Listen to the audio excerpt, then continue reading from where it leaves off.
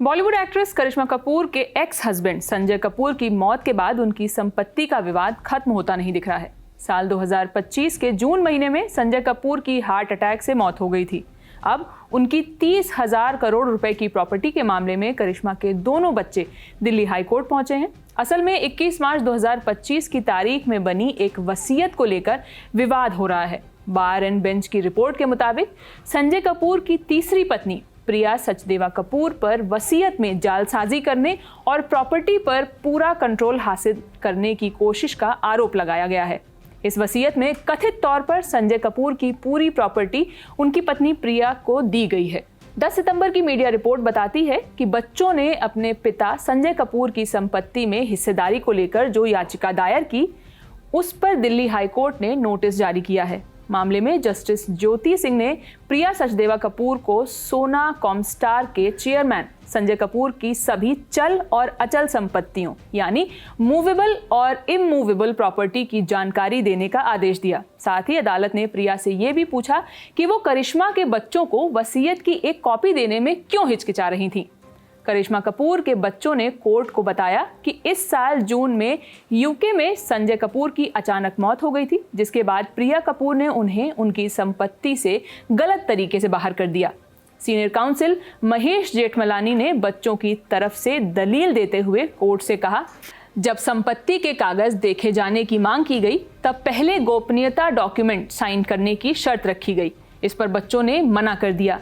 बाद में अचानक बताया गया कि एक वसीयत है लेकिन उसकी कॉपी नहीं दी गई। उन्होंने आगे कहा, इस मुकदमे की शुरुआत इसलिए हुई क्योंकि हमें शुरू से यही बताया गया था कि कोई वसीयत नहीं है। संपत्ति का कुछ हिस्सा एक ट्रस्ट के पास है। कुछ समय बाद ट्रस्ट पर चर्चा के लिए दिल्ली के ताज मानसिक होटल में एक बैठक बुलाई गई। बैठक में पूर्व पत्नी करिश्मा कपूर को बताया गया कि कोई वसीयत नहीं है। उस बैठक में सबसे पहले ये मांग की गई थी कि अगर सभी दस्तावेज सार्वजनिक किए जाने हैं तो उन्हें पहले एक कॉन्फिडेंशियलिटी डॉक्यूमेंट माने गोपनीयता बरकरार दस्तावेज देना होगा। इसे अस्वीकार कर दिया गया। ट्रस्ट के बारे में कुछ चर्चा हुई लेकिन ट्रस्ट डीड नहीं दी गई। सिर्फ ट्रस्ट के प्रोविजन को ही बताया गया था और उसके बाद अचानक ये सामने आया कि उनके पास एक वसीयत है जो उन्हें पिछले दिन दी गई थी। उन्होंने उसे जल्दी से पढ़ा लेकिन हमें उसकी कॉपी देने से इनकार कर दिया।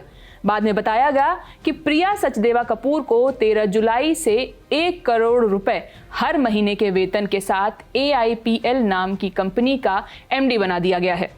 वहीं दूसरी तरफ प्रिया के वकील सीनियर काउंसिल राजीव नायर का कहना है, मुकदमा दायर होने से 6 दिन पहले ही ट्रस्ट से 1900 करोड़ रुपए करिश्मा कपूर के बच्चों के नाम ट्रांसफर किए गए हैं।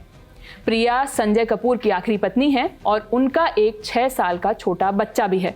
कृपया मृतक की आत्मा के प्रति संवेदना रखें, वो दस्तावेज जरूर शेयर करेंगी।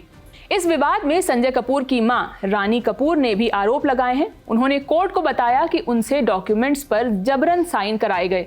उनका कहना है 10,000 करोड़ की संपत्ति उनके लिए भी होनी चाहिए थी। रानी ने यह भी बताया कि 500 करोड़ के शेयर सिंगापुर की एक संस्था को बेच दिए गए लेकिन उन्हें कोई डॉक्यूमेंट्स नहीं दिखाए गए। रानी कपूर की तरफ से वकील वैभव गग्गर ने कोर्ट से प्रॉपर्टी का स्टेटस एज इट इज बनाए रखने का आदेश देने की मांग की थी, जिस पर कोर्ट ने विचार करते हुए जस्टिस ज्योति सिंह ने मुकदमा दर्ज कर लिया और कहा कि मुकदमा दर्ज होने के बाद लिस पेंडेस का सिद्धांत लागू होता है। अब ये लिस पेंडेस का सिद्धांत क्या है, इसके बारे में आपको वीडियो के अंत में बताएंगे। पहले आप संजय कपूर की बहन और करिश्मा की ननद मंदिरा कपूर स्मिथ का रिएक्शन जानिए। कोर्ट के आदेश के बाद मंदिरा कपूर स्मिथ का रिएक्शन सामने आया है, सुनिए। I'm very happy about it because finally the family will know something and have some knowledge about anything really. I'm hoping it will, if I believe in the justice system in India, so I'm hoping it will bring more clarity, more visibility and more transparency to everything. I stand by them because I do not think if anyone knows the relationship they have had with their father, and for their father not to have them a part of the will is it just doesn't add up. It doesn't make sense. So I stand by them. जाते जाते बात लिस पेंडेस के सिद्धांत की। अगर किसी संपत्ति को लेकर अदालत में मुकदमा चल रहा है तो उस मुकदमे के दौरान उस संपत्ति को न तो बेचा जा सकता है और न ही किसी और को ट्रांसफर किया जा सकता है। बाकी इस केस में अगली सुनवाई 9 अक्टूबर को होगी। इस पर जो भी अपडेट होंगे हम आप तक लाते रहेंगे। बने रहिए द ललन टॉप के साथ। शुक्रिया।